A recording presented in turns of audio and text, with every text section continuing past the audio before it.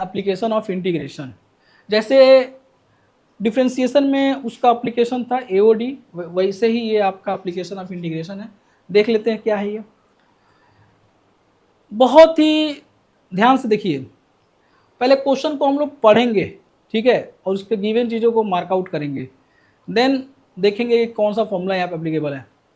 देखिए बोल रहा है an object initially at rest.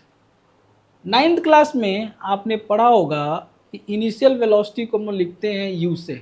इसने बोला है इनिशियली एट रेस्ट, तो रेस्ट का मतलब इनिशियल वेलोसिटी हो गई 0, moves along X axis subjected to an acceleration with varies time, मतलब जो एक्सेलरेशन है वो टाइम के हिसाब से मतलब वेरी करता है, टाइम के रिस्पेक्ट में वेरी कर रहा है।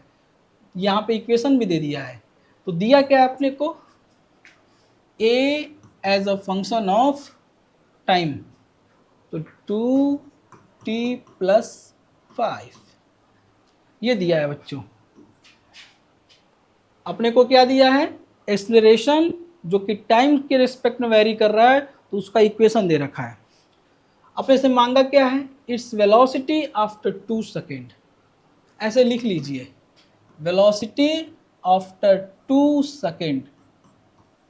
देखना बच्चों बहुत इंटरेस्टिंग है। अगर हमसे बोलता एक्सेलरेशन बताओ 2 सेकेंड के बाद, तो एक्सेलरेशन अगर मांगता हमसे 2 सेकेंड के बाद, तो we required a acceleration time equation, acceleration time relation, तो वो तो दिया हुआ है। तो एक्सेलरेशन की अगर मांग करता है t 2 सेकेंड में, तो डायरेक्ट सब्स्टिट्यूट करते हैं यहाँ पे और एक्सेलरेशन निकाल लेते हैं। बट अपने से जो मांग किया है वो वेलोसिटी मांगा है, कब, जब टाइम होता है 2 सेकेंड। तो वेलोसिटी की मांग कर रहा है टाइम के रिस्पेक्ट में, तो definitely we need a relation between velocity and time. What we need, velocity and time में हमें रिलेशन की जरूरत है। तो कैसे सॉल्व करेंगे, अगर इतना हम समझ पाते हैं कि दिया क्या है और ज़रूरत क्या है हमें निकालने की, तो हमारा सवाल जो होता है बहुत ईजी हो जाता है। ये तो बहुत ही सिंपल है। एक्सीलरेशन से क्या निकालना है, वेलोसिटी, तो वेरी सिंपल। सिंस आपने जो है कि डिफरेंशिएशन में जब एप्लीकेशन ऑफ डेरिवेटिव आप वीडियो पर देख लेना, तो उसमें रेट ऑफ चेंज है, तो रेट ऑफ चेंज में ये चीज़ मैंने बता रखा है, वहाँ पे एक बार उस वीडियो को चेक कर लेना।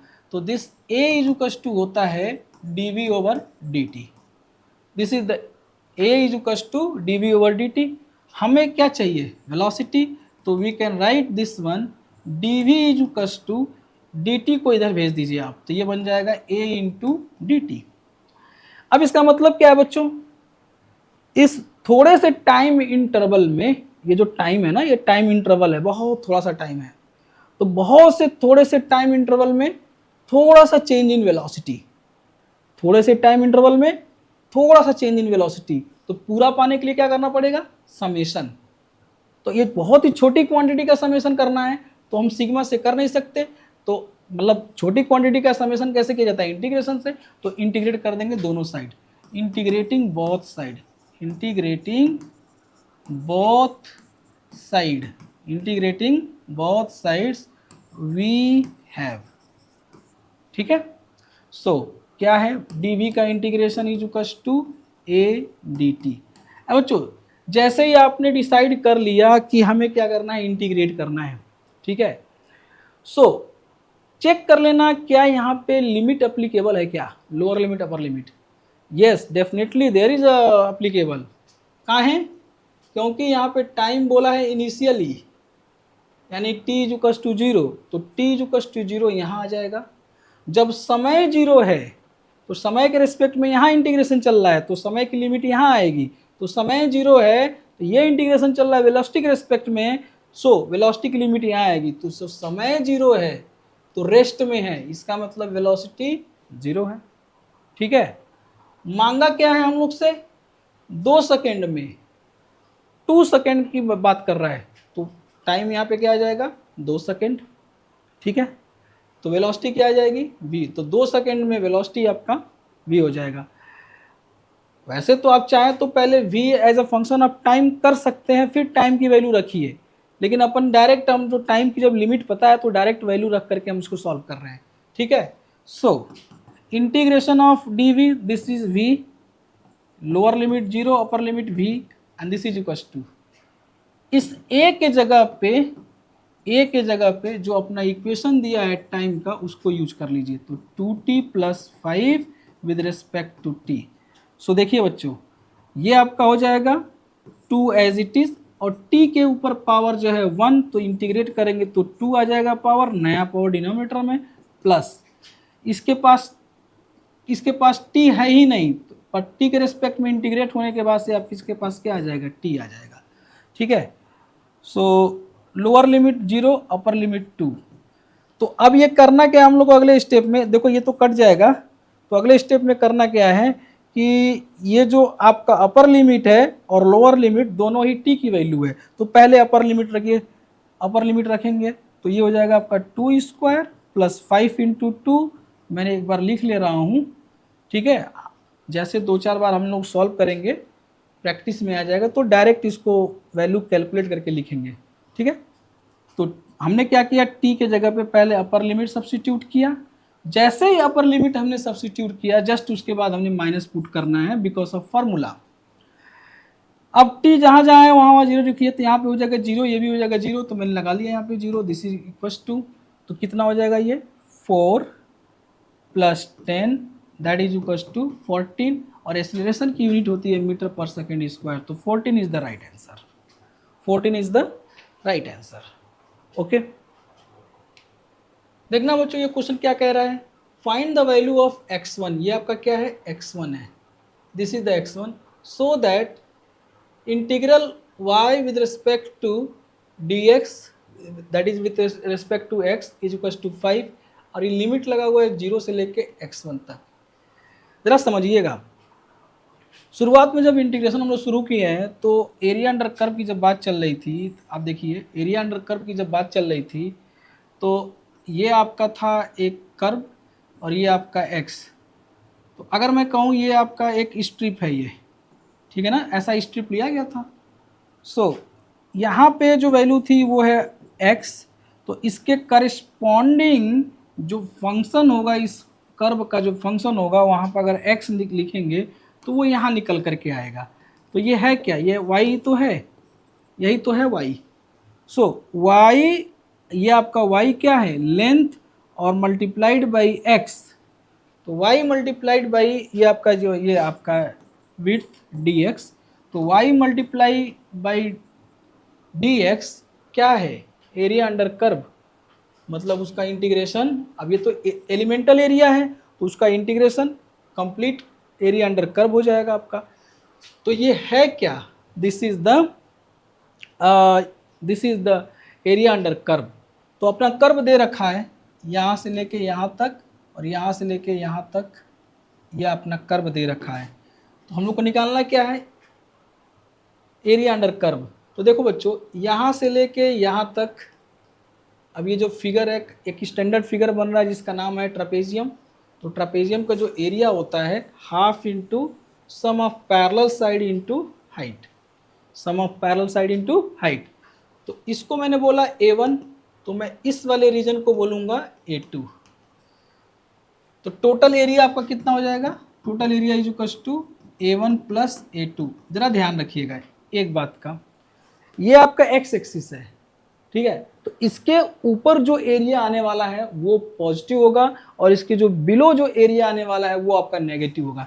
मैंने नो डाउट लिखा है प्लस भले ही, लेकिन जब वैल्यू सब्स्टिट्यूट करेंगे तो माइनस के साथ सब्स्टिट्यूट करेंगे क्योंकि A2 आपका माइनस में है, बिलो है, दैट्स वाई। सो ये वाला जो एरिया होगा A1 is equal to half into sum of parallel side, तो ये वाला आपका और ये वाला आपका, ये जो दो साइड है ये आपके पैरेलल हैं तो इनका एडिशन कर लीजिए, तो यहाँ से लेके यहाँ तक 2 है और यहाँ से लेके यहाँ तक यानी ये वाला लेंथ 1 है, तो 2 + 1 सम ऑफ पैरेलल साइड इनटू में हाइट, दो पैरेलल लाइन के बीच का जो हाइट होता है परपेंडिकुलर डिस्टेंस जो है वही उसका क्या कहलाएगा, हाइट कहलाएगा। तो कितना है ये 5। अब इसको सॉल्व कर लीजिए, तो ये कितना हो जाएगा 2 + 1 3, 3/2 यानी कि आपका हो जाएगा 15/2 यूनिट, जो भी होगा उस यूनिट का स्क्वायर। मीटर अगर दिया रहता तो मीटर स्क्वायर लेते, नहीं दिया तो हमने उसके रेस्पेक्ट के लिए जो है कि लिख दिया यूनिट स्क्वायर, राइट। अब A2 की बात करें तो A2 इज इक्वल्स टू, पहले तो यहाँ माइनस लगा लो। अब मैंने माइनस क्यों लगाया, क्यों एक्स एक्सिस के क्या हो गया, बिलो आ गया, दैट्स वाई मैंने माइनस यहाँ पे पुट कर लिया, राइट। सो ट्रायंगल है तो हाफ इंटू बेस। अब बेस कितना है यहाँ से, देखो ये अपना बेस है, दिस इज द बेस, ये वाला, ये जो येलो कलर का दिख रहा है ये वाला बेस है। तो यहाँ से लेके यहाँ तक आपका x1 है और यहाँ से लेकर यहाँ तक आपका 2 है, तो ये कितना हो जाएगा x1 माइनस 2। तो बेस कितना हो गया x1 माइनस 2 इंटू में हाइट। तब ये आपका हाइट है जो कि दिया ही नहीं है, तो ये हाइट निकालना पड़ेगा, तो निकाल लेते हैं हम। क्लास 10th में आपने पढ़ा होगा सिमिलैरिटी, सिमिलर ट्रायंगल, जैसे कॉन्ग्रुएंसी होता है वैसे सिमिलैरिटी है, तो उसका थोड़ा सा अलग रूल्स होता है, पढ़ा होगा, तो उसको भी आप यहाँ अप्लाई करके निकाल सकते हैं। बट एक काम करते हैं, अगर मैं इसको कहता हूँ थीटा है इस ट्रायंगल के लिए, ये वाले ट्रायंगल के लिए ये थीटा है, ठीक है। तो अगर आप ध्यान से देखें ये वाला थीटा, तो इस ट्रायंगल के लिए भी थीटा वही है। So ten theta is equals to perpendicular upon base. तो परपेंडिकुलर कितना है 5, अब बेस कितना है ये 1, यहाँ से लेके यहाँ तक 2 और यहाँ से लेके यहाँ तक 1, तो 2 माइनस 1 दैट इज 1, राइट। अब इस ट्रायंगल के लिए भी थीटा चूंकि वही है, तो इसका परपेंडिकुलर आपका ये h है और आपका इसका पर बेस जो है x1 माइनस 2 है, ओके। तो इसको सॉल्व कर लेंगे तो क्या मिलेगा, h is equals to 5x1 minus 2।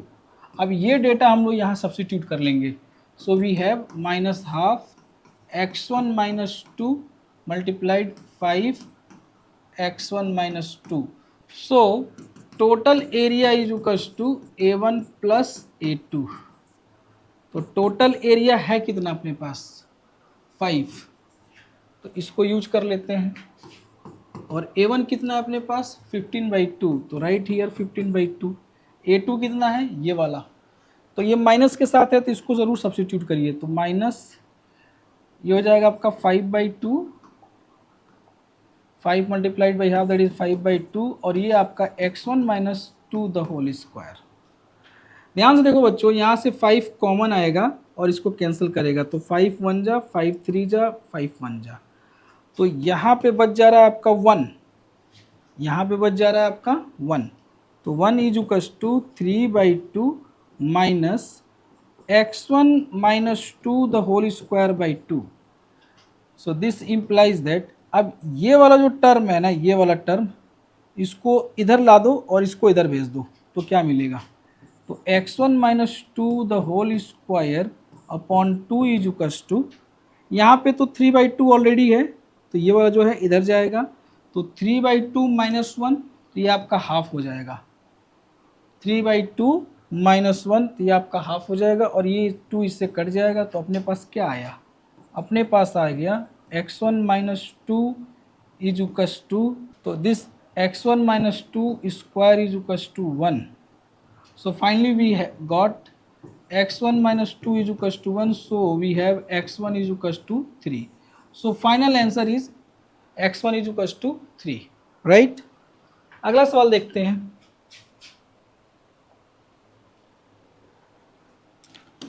इसने क्या बोला, area bounded by curve y is equals to sin x with x axis when x varies from 0 to pi/2। area bounded by the curve y is equals to sin x, जहाँ पे x जो है very कर रहा है कहाँ से, 0 से लेके pi/2 तक। तो ये किसकी बात कर रहा है, sin x की। तो sin x जो होता है आपका कुछ इसका ग्राफ ऐसे चलता है, ठीक है।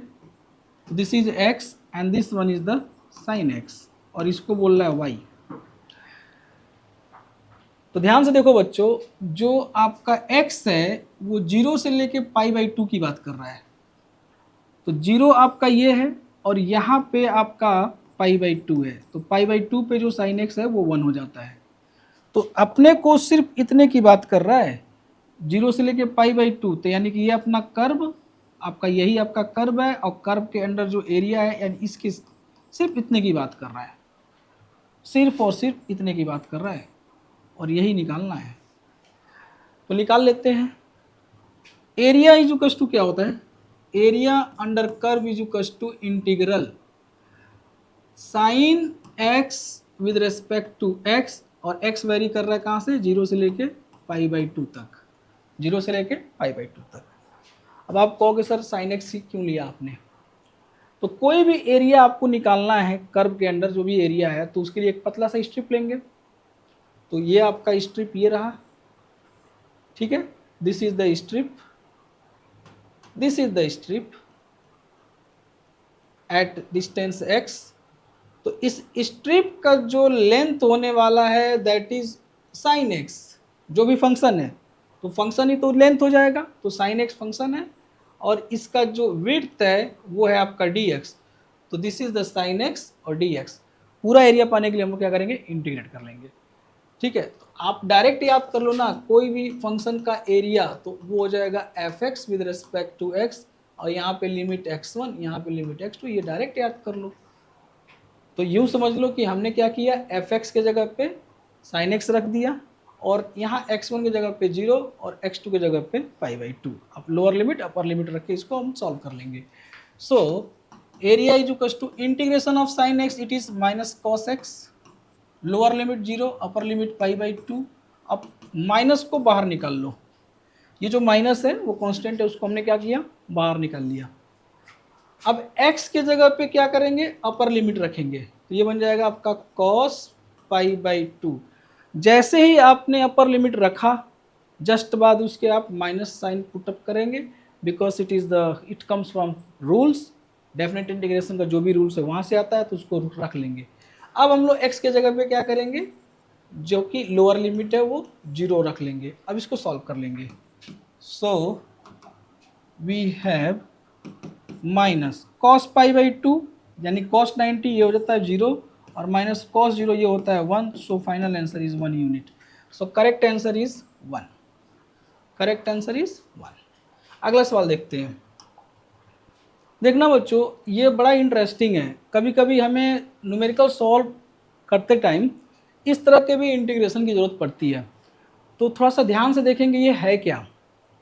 यहाँ देखिए, ये बोल रहा है y differentiation of x, y differentiation of x plus दूसरे टर्म में क्या किया इसने, x multiplied by differentiation of y। यानी पहले y मल्टीप्लाई कर रहा है with the differentiation of x, और दूसरे टर्म में x का differentiation multiplied by y। Sorry, पहले टर्म में y क्या कर रहा है, multiply with the differentiation of x, और दूसरे टर्म में x का मल्टीप्लिकेशन कर रहा है डिफ्रेंसिएशन ऑफ y। आप समझ रहे हो, ऐसा हम लोग कब किए थे, उसमें प्रोडक्ट रूल में। तो अगर ध्यान से देखो ये है क्या, this is the differentiation of X Y, this is the differentiation of X Y. Now तो इसको खोल लो, डिफ्रेंसिएशन ऑफ एक्स वाई, तो एक्स और वाई दोनों फंक्शन है, तो इसमें लग जाएगा प्रोडक्ट रूल। तो y into differentiation of x plus, अब x as it is differentiation of y, ठीक है। तो इसका हो जाएगा integration X Y plus C. जैसे अगर इंटीग्रेशन ऑफ dx की बात कर रहे थे तो d हट गया तो x बचा था प्लस सी। अगर इंटीग्रेशन ऑफ dt की बात करें तो t प्लस सी। बस लिखो और उसी से समझ में आ जाएगा। Integration of dp is equals to p plus c, integration of dy is equals to y plus सी।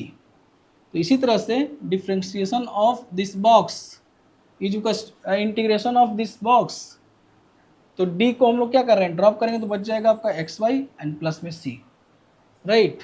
मेरे ख्याल से आपको समझ में आ रहा होगा।